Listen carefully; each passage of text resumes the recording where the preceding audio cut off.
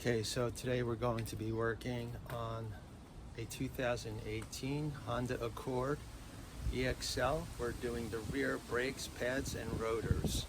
So let's get at it.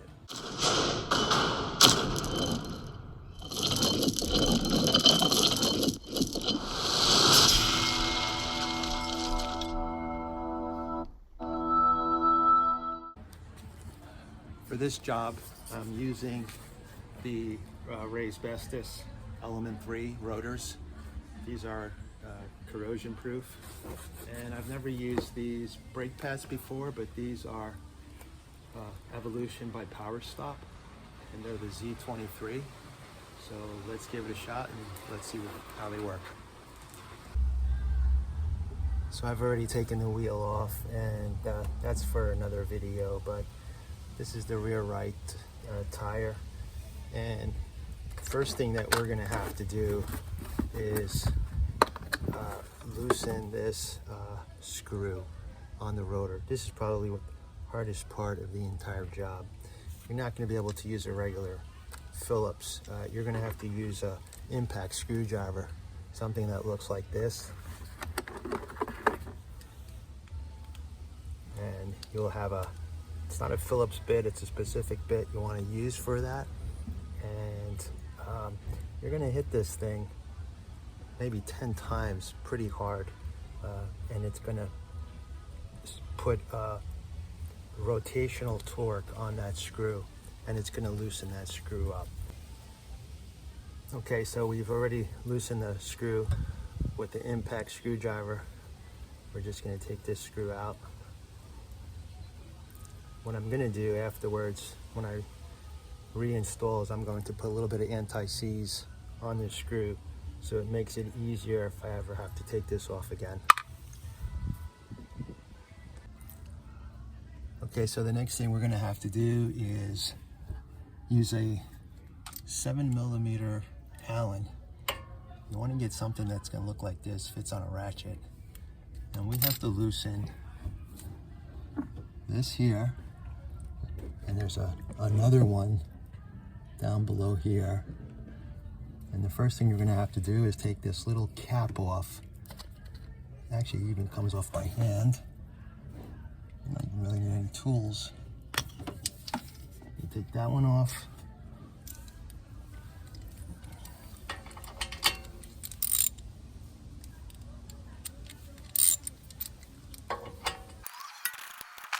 To make it a little faster, I'm gonna throw it on an electric tool.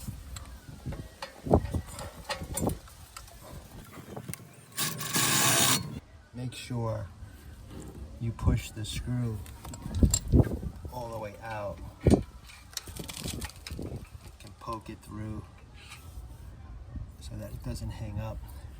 We could throw a little bit of lubricant on these. I'm gonna take them out, show you what they look like. Throw a little bit of brake lubricant on there. They slide right out. The next thing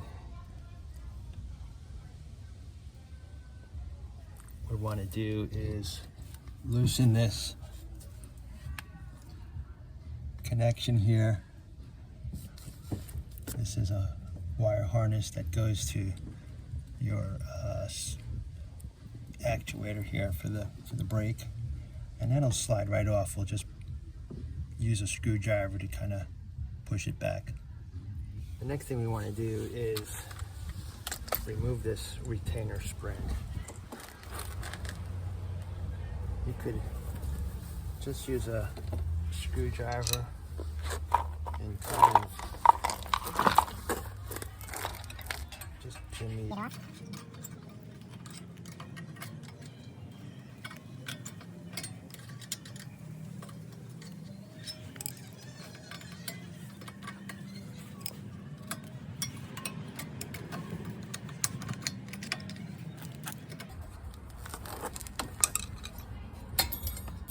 There you go. There's the one spring.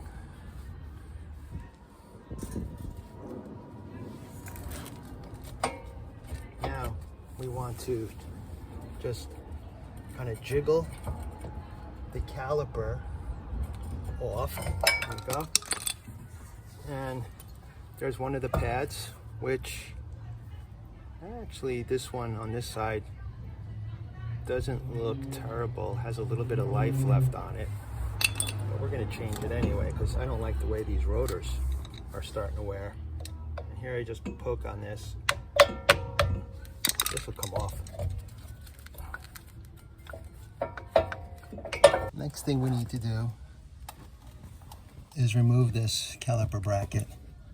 And there's two 17 millimeter bolts that we'll need to take off. Okay, so I'm gonna use something that has just a little more leverage to it. Okay, so now I'm gonna just use my power tool to loosen up those 17 millimeter.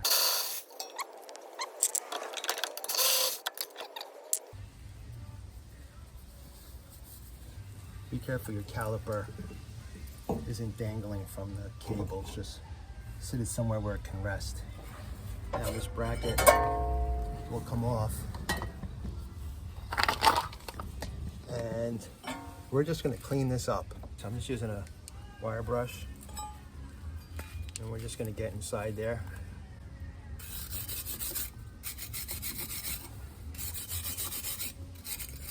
Just as good as we can. Okay, so now we'll just hit it with some brake cleaner.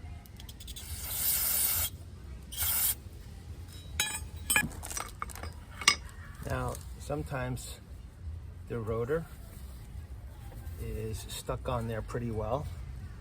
I've heard different people say different things. You can use a screw it in there and it'll push it out, or you can hit from behind. I'm just gonna use a hammer and hit from behind. Just use a little persuasion tool.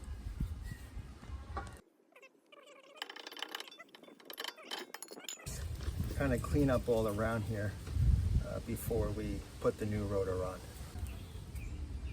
I have a little Dremel tool that I'll use to just clean up around here.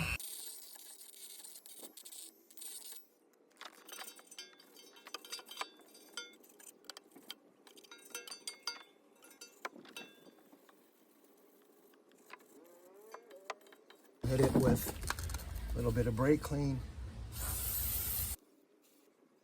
Now we're ready to install our new rotor. First thing I like to do before installing the rotor is applying a little bit of brake cleaner on. Okay, now that we've cleaned the rotor, we're going to install the rotor. Make sure you line up the hole that has the counter bore. Install the screw that it came with. Before we do, we're just going to apply a little bit of anti-seize. Next thing we need to do is reinstall this bracket.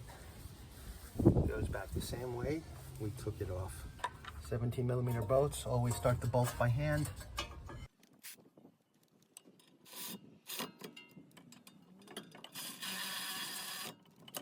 Use our 17 millimeter wrench to snug it up really tight. Next thing we need to do is we want to compress this piston, and we need to use, you can use a special tool if you have one. I happen to have a tool to press that in. This is what that tool looks like.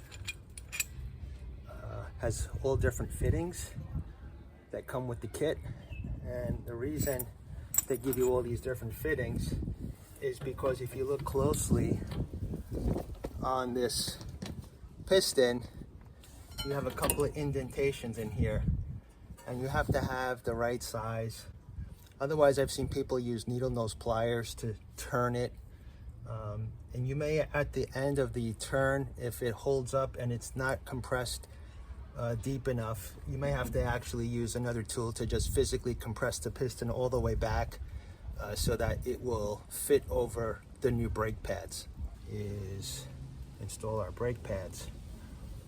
The brake pad with the spring is going to go on the inside. Okay, what we're going to first do is put a little bit of brake grease on the ears. Now let's do this one that doesn't have the spring. Let's put some grease. Put that in there. Okay. Brake pads are in.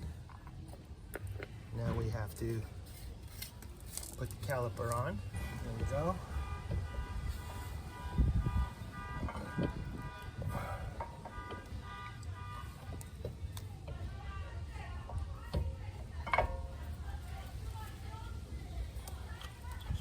And then these pins that have the 7mm Allen,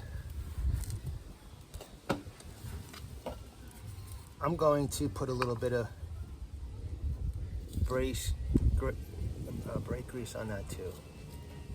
Not too much. We'll insert that in there. Use your 7mm Allen.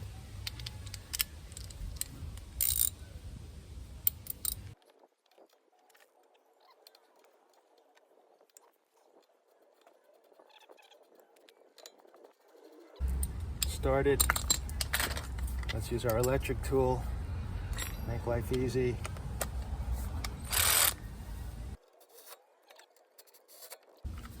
Now let's just snug it up good. Don't forget to put your wire harness back on. That would not be good. You hear the little clip. Now the last thing we have to do is put on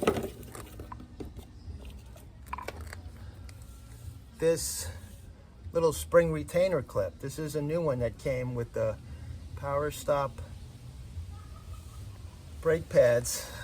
Let's see if it fits in as nicely.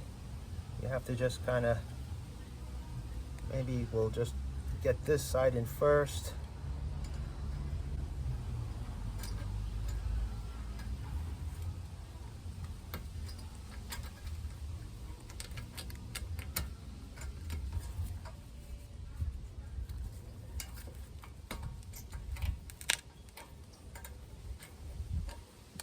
Might need to use needle nose pliers. Okay, so what I found was work on the one end and then put this in the hole. Use a pair of pliers and you can wrap the bottom end around so it fits in there. Should be in there. There you go. And that is a complete brake job. The last step, let's put these caps back on where your 7mm screws were. It'll keep it from rusting, getting any water in there. And there we go. And we're all done. And we'll just put the tire back on and that's a complete brake job for you. Hope you enjoyed this video.